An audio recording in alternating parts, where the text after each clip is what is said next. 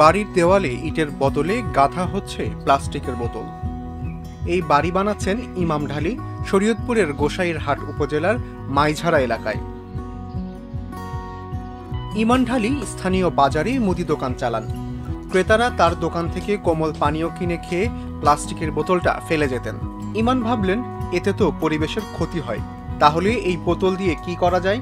তখন ইউটিউব দেখে সিদ্ধান্ত নিলেন প্লাস্টিকের বোতল দিয়ে বানাবেন নিজের বাড়ি। আমার পরিবারের সাথে আমি আর কিছু আলাপ করলাম যে এই বোতল দিয়ে কী করা যায়, যে ওনারা তো বাড়ি করছে, তাই আমরা কি বাড়ি করবো কিনা, এরকম করা যায় কিনা। তো উনি বললো যে দেখো, যদি করা যায় তাই আমরাও করবো। এই বোতলটি না ফেলাইয়া কাজে খাটাইছি, আমাদের কাজটা ভালো হয়েছে, আরও জায়গাটা সুন্দর, পরিবেশটা ভালো হয়েছে। দোকানের পাশাপাশি আশপাশের হাটবাজার থেকে এক বছরে 40,000 প্লাস্টিকের খালি বোতল সংগ্রহ করেন ইমান ঢালি। এরপর একতলা বাড়ি নির্মাণের কাজ শুরু করেন। 4 কক্ষ বিশিষ্ট এই বাড়ির সবকটি দেওয়ালে বসছে বালু ভর্তি প্লাস্টিকের বোতল, আর বাড়ির পিলার সহ কাঠামোর জন্য বসানো হচ্ছে ইট। রাজমিস্ত্রি ইব্রাহিম সর্দার 4 জন শ্রমিককে সঙ্গে নিয়ে 2 মাস ধরে বাড়িটি নির্মাণের কাজ করছেন। এই আমি শুরু করছি আমার 4 জন শ্রমিক নিয়ে, ঠিক আছে। আজকে পরে 2 মাস, আরো 2-2.5 মাস লাগবে। আশপাশের বাসিন্দারা প্রায়ই এই বাড়ি দেখতে আসেন, অবাক হয়ে দেখেন ইমান ঢালির কীর্তি।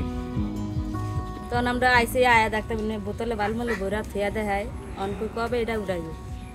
আজ হঠাৎ আইসি সামনে বছর ওখানে আজকে দেখলাম যে বোতল দিয়ে এমনি উঠাইতেছে। আমার এলাকারই লোক, এলাকারই ব্যবহার এক ইউনিয়নের বাড়ি। আমরা শূন্য আসছি, আয়া দেখলাম বিল্ডিং অর্ধ হয়ে গেছে গা, অর্ধ হয়ে গেছে গা। বাড়ি বানাতে বোতল ব্যবহার করাটা ইতিবাচক হতে পারে বলছেন স্থানীয় পরিবেশ কর্মকর্তা। 3R পলিসি রয়েছে যে আমরা প্লাস্টিকের যে বর্জ্যটা রয়েছে সেটি রিডিউস রিসাইকেল করব, এটি রিউজ পর্যায়ে পড়ে। তো এখন পর্যন্ত মনে হচ্ছে যে এটা একটি ভালো উদ্যোগ, এবং এভাবে যদি আমাদের প্লাস্টিকগুলোকে রিউজ করা যায় তাহলে বর্জ্য ব্যবস্থাপনা একটি মাইলফলক হিসেবে দেখা যেতে পারে।